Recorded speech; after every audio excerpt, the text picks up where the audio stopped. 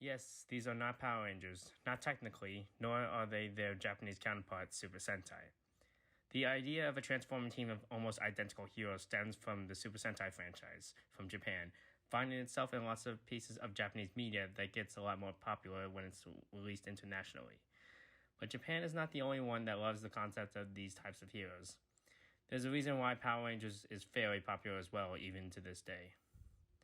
The following video is about some of the ones that have been seen in other franchises. Most of these aren't particularly focused on their Ranger or Sentai examples, but they do show a good understanding of the material for the small appearances. And it's cool to see them in so many different examples throughout media. Let's highlight some of them right now. Let's start off with Pokemon. Everyone loves Pokemon, right? There's actually quite a few in there here. We got the Hexagon brothers from the classic GameCube game Pokemon XD Gale of Darkness. These guys are basically grunts for their evil organization, Cypher. According to them, they are all sextuplets. Each name is based on their outfit's color and then the number 6. V6, Purp 6, Blue 6, Brown 6, Yellow 6, and Green 6. Yeah, there's a mother there that wasn't good at remembering their children. Gotta wonder what happened there. They also have a tendency to not know how to count, so that says a lot about their education as well. As the player, you fight each one of them one at a time, which literally defeats the purpose of them being a team. But anyway, these designs are pretty cool. Even though all of them are just the same game model duplicated 6 times with a different color palette, the actual suit design is pretty unique and makes them more memorable together as a unit than if they were split up throughout the game.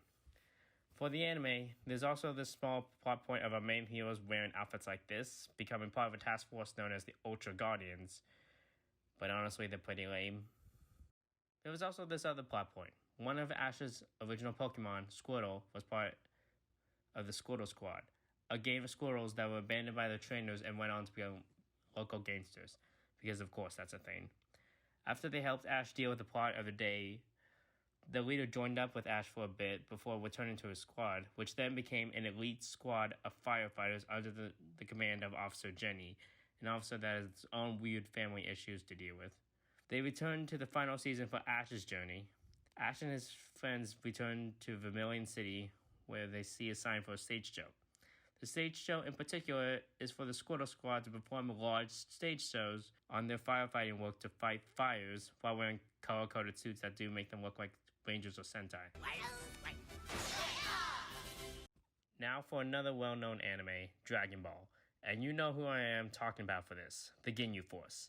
This group of alien mercenaries tried to stop our heroic martial artists when they went to another planet to try and restore their dead friends. Yeah, that was a thing. Each one of them was defeated in their own way, all of them being sent to hell. Literally. This team is actually more clever in terms of handling this parody of a Ranger team. All of them wear this typical outfit with the same color scheme, but how they differentiate from each other are other factors like the body size and their skin color. Their version of a roll call is just shouting out the names and doing an exaggerated pose. It's pretty fun.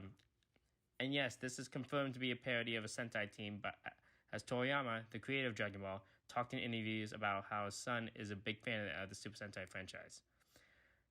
No matter what, the Ginyu Force is always iconic every time they do make an appearance, even from the depths of hell. And fun fact, Saban Entertainment, the original company behind Power Rangers, actually handled the earliest English dubs of the series, so kudos to them as well. Guys, slow down! Ginyu! Together we are the Ginyu Force! Now there's also another anime that can be kind of added to this list, My Hero Academia. A show about a kid constantly finding himself in the hospital, My Hero Academia primarily focuses on the Western idea of superheroes in pop culture, with tons of references to Marvel and DC. For Tokusatsu, it doesn't have much other than a few sparse appearances in the background. However, this is the most notable group to be kind of part of this particular genre. The Wild Pussycats, a team of heroes that specializes in rescue operations, found themselves training our young group of heroes before regular camp stuff happened. But yeah, despite this team not transforming, this team of heroes has the same color and outfit coordination as a regular Sentai team. The moment you see them on screen, you know they are iconic.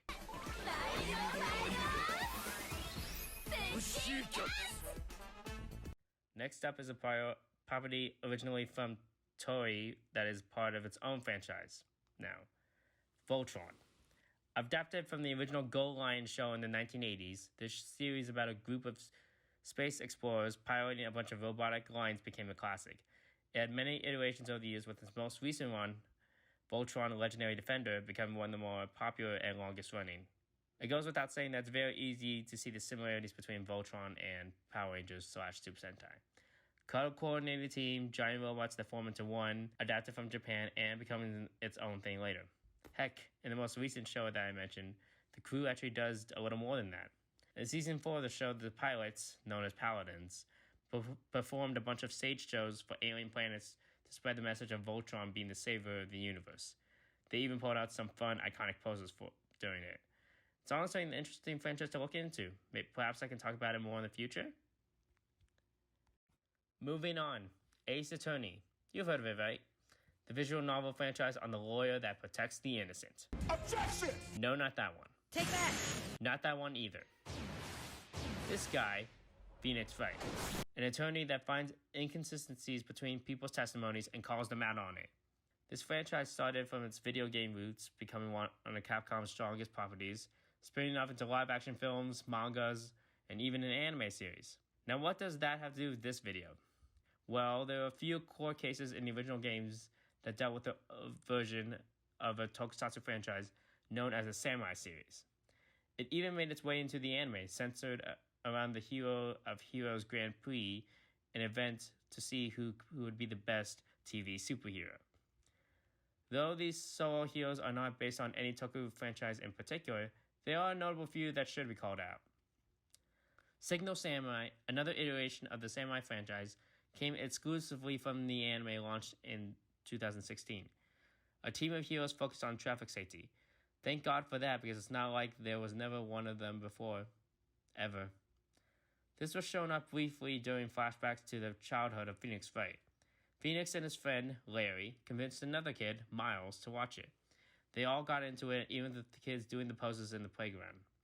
Super adorable. As a symbol of their friendship, the three of them got a keychain for each Signal Samurai member, which they kept all the way to adulthood, where they reunited once again in the courtroom. Funny, that's usually where friendships go to die. For just a brief scene, it is cool to see how much of the design they're able to incorporate with the traffic theme, combining with just a regular samurai kimono. Makes me think of all the fun combinations that can be made with just using this idea.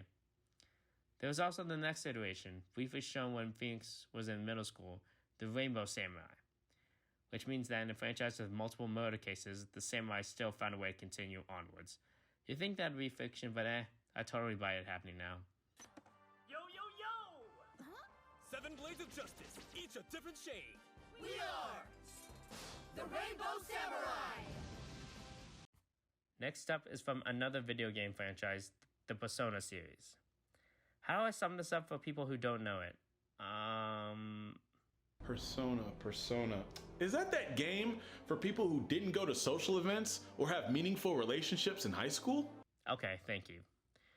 This series is about people fighting evil per se with their own avatars based on their creations, but it's also an exploration on just seeing the lives each character lives through. Many of these characters had an interaction with a popular TV show played at night for kids, Phoenix Ranger Featherman R. This TV show acts as a parody / homage to children's Sentai Jetman and science ninja team Gatchaman, two popular shows about a team of bird-themed heroes. There's quite a bit of content in it. In the games, you can see some of the summaries of the episodes, the titles, and you can even dress up in them for many of your characters. Why? To dance.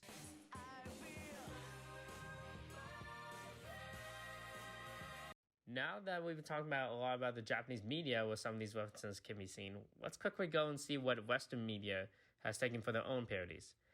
Let's start with the game developed by Telltale Games, licensed from Gearbox Studios, Tales from the Borderlands. In an episodic video game centered around Elise, a corporate stooge, and Fiona, a con artist, trying to assemble a robot known as Gortys in order to find a legendary vault, presumably filled with lots and lots of money. During the 5th and last episode, they are able to finish assembling Gortys and summon the vault to them, but is guarded by a gigantic monster. Gortys grows giant size to fight them off, but she doesn't know how to fight. And so she takes Reese and 4 of his allies and places them inside of a cockpit, having them control her and create weapons and fight based on their own fighting styles to defeat the monster. And yes, they do fight them using arcade sticks. Although there's a more loose reference to the PR Sentai series, with the only thing in common to them is the color-coded consoles piloting the giant robot, it's still a sequence I highly recommend playing on your own, even if you aren't that aware of the Borderlands franchise. The moves you can get Gortys to use are dependent on the allies you made throughout the game. It's a fun and epic way to show that your choices throughout the game mattered, having them come together to defeat a giant monster.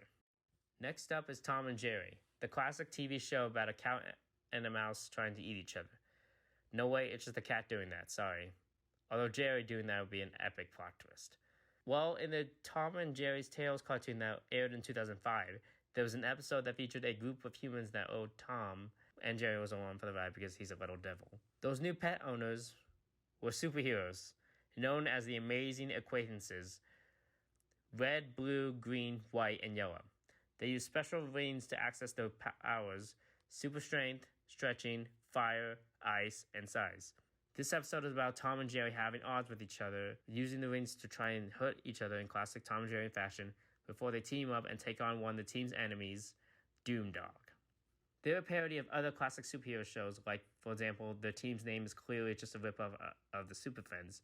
But for the topic of this video, they do look a lot like Power Rangers with masks, and it's pretty cool to see a classic take on this team using the classic comic book origins. Don't know if they're the nicest owners that Tom has ever had, but they do seem pretty super. There is one more example I'm going to like to use, a more recent example. We Bare Bears.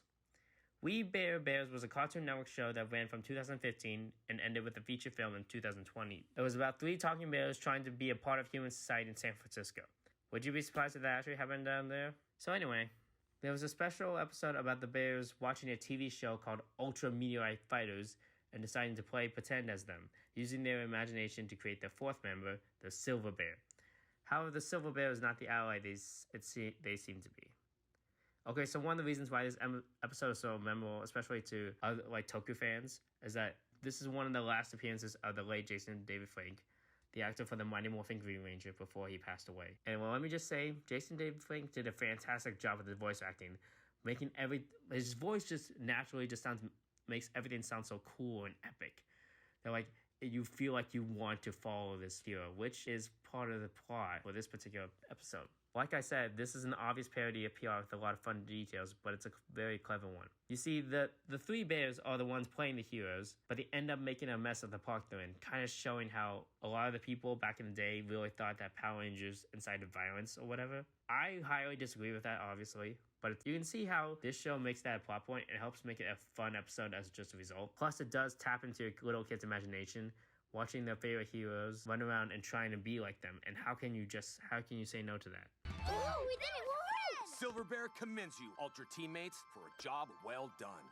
Thank you all for watching. That's the end of this list for now. There are, of course, other examples. I was just focusing on just a small group of them. I would love to make a follow-up to this, even make some for different kinds of genres and movies and all that. I just love seeing how one piece of art can influence other pieces of art and how people can build on it in fun and creative ways. If you like this video, maybe leave a like.